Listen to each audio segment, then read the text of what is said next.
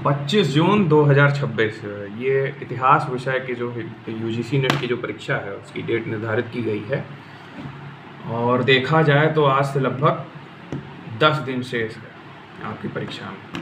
तो अगर इन 10 दिनों का उपयोग आपने सही से कर लिया तो यकीन मानिए आपकी जो सिलेक्शन का चांस है वो काफ़ी इंक्रीज़ हो जाएगा जेआरएफ में, या फिर यूजीसी नेट जो भी आपका एम हो। पर इन 10 दिनों में अगर आप इतिहास विषय के छात्र हैं तो कुछ बातों का आपको बहुत ध्यान रखना होगा। एक तो पहला कि जो कोई भी नया टॉपिक आप ना शुरू कीजिए। दूसरा कि पीवाईक्यू पे जितना ज़्यादा फोकस हो सके वो करना होगा आपको। इसके अलावा सारी जो बड़ी किताबें हैं उनको हटा के ये जो इस किताब से आप सभी लोग परिचित हो गए, आर्या कंपटीशन की, जो पता नहीं कैसे मिरर में आ रहा है, सही से नहीं है इसका नाम। ये पुस्तक आपके पास होनी चाहिए। और मेरा आपसे मतलब एक प्रकार से एक्सपेक्टेशन है आपसे कि आपने पिछले 3-4 महीनों में अच्छे से तैयारी कर रखी होगी इस परीक्षा की। सभी टॉपिक्स से लेके कुछ ना कुछ नॉलेज आपको ज़रूर होगा। केवल और केवल रिवीजन पे फोकस करना है। और इस पुस्तक को भी ध्यान से किस प्रकार से पढ़ें, आइए इसकी चर्चा करते हैं। कुछ सेलेक्टेड टॉपिक हैं जो कि यूजीसी नेट जो है बार बार जो है उनको रिपीट करता है। और उन्हीं टॉपिक्स में, क्योंकि हिस्ट्री का सिलेबस इतना वास्ट होता है कि हम लोग श्योर तरीके से कह नहीं सकते कि एग्जैक्ट यही क्वेश्चन पूछेगा। पूछने के लिए आयोग के पास बहुत सारी चीज़ें होती हैं। इस पुस्तक से या फिर कहीं भी और से जो पहला टॉपिक आपको कवर करना चाहिए मेरे अनुसार वो है मध्यकालीन विदेशी यात्री। देखिए, हर बार कम से कम 2 से 3 क्वेश्चन विदेशी यात्रियों से पूछे जा रहे हैं। और सबसे इम्पॉर्टेंट इनमें है इनकी क्रोनोलॉजी। किस कालखंड में कौन सा यात्री आया, किस शासक के समय में आया। जैसे आप समझिए मार्को पोलो हुए, इब्न बतूता हुए, अब्दुल रज़ाक हुए, ये सारे किन शासकों के शासन काल में जो है आते हैं और इन्होंने मेजर क्या स्टेटमेंट दी हैं उनके शासन के बारे में और भारत के समाज के बारे में। ये सारी चीज़ें आपको पता होनी चाहिए। विदेशी यात्री के बाद जो दूसरा इम्पॉर्टेंट टॉपिक जो मुझे लगता है जो कवर किया जा सकता है वो है ब्रिटिश लॉस। ब्रिटिश काल के जो कानून हैं वो भूमि सुधार संबंधी हो सकते हैं और दुनिया जैसे लेजिस्लेशन से रिलेटेड कोई भी कानून हुए।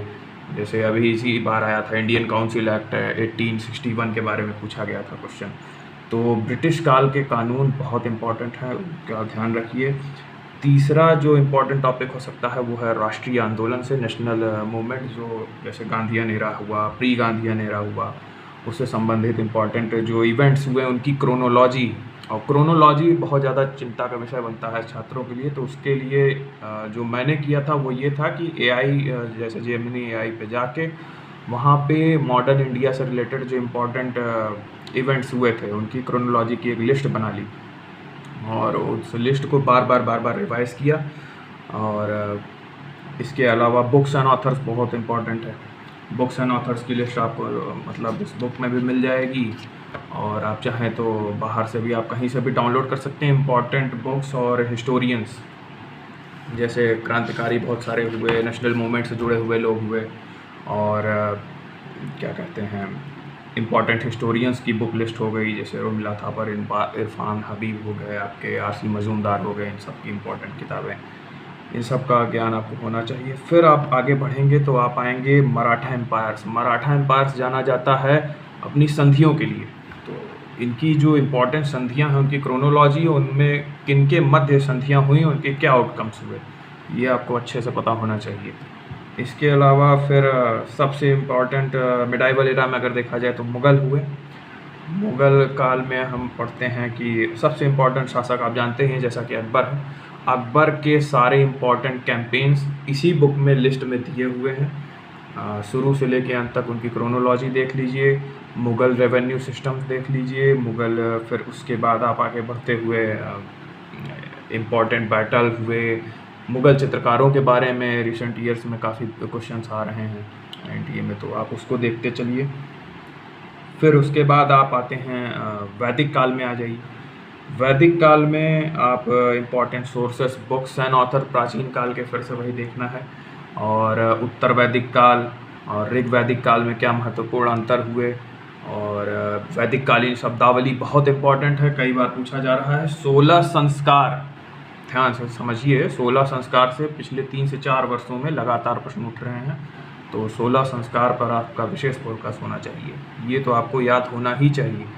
और आगे बढ़ते हुए अगर देखें तो इम्पोर्टेंट पूरा स्थल, देखिए सिलेक्टेड समय है, जो टॉपिक बता रहा हूँ उनसे प्रश्न आने की संभावना बहुत अधिक है।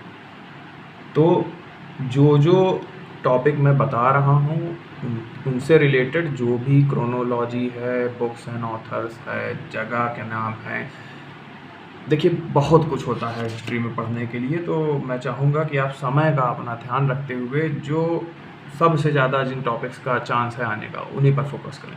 तो इसीलिए मैं बता रहा हूँ। आगे बढ़ते हैं। पूरा स्थल, जो इम्पोर्टेंट साइट्स हैं, वहाँ से क्या क्या फाउंड हुआ और इनके उत्खननकर्ता कौन कौन थे, इन सब की नॉलेज आपको होनी चाहिए।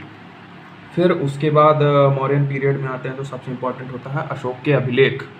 1 से लेके 14 तक जो इम्पोर्टेंट शिलालेख हैं उनमें क्या क्या बातें कही गई हैं वो सब आपको पता होना चाहिए। ये हर साल लगभग पूछा जाता है। इसके अलावा अगर देखा जाए तो आप PYQ सेशंस का ध्यान रखिए। PYQ सेशंस में भी अगर आपके पास कोई अच्छी बुक है जैसे AGP पब्लिकेशंस की, वो इस्तेमाल कर सकते हैं आप। ना हो तो अश्वनी त्यागी सर का जो PYQ सेशन होता है यूट्यूब पे, जो कि फ्री में अवेलेबल है, आप उसका सहारा ले सकते हैं, बहुत हेल्पफुल है वो भी। और इसके अलावा अगर देखा जाए तो हाँ, एक और चीज़, सूफ़ी और भक्ति मूवमेंट, इससे रिलेटेड PYQ ज़रूर कर लीजिएगा। 2 से 3 क्वेश्चन हर बार पूछे जाते हैं। और बस अभी के लिए तो मैं इतना ही कहूँगा। पेपर 1 से रिलेटेड वीडियो मैं आगे अगर समय मिला तो अपलोड करूँगा।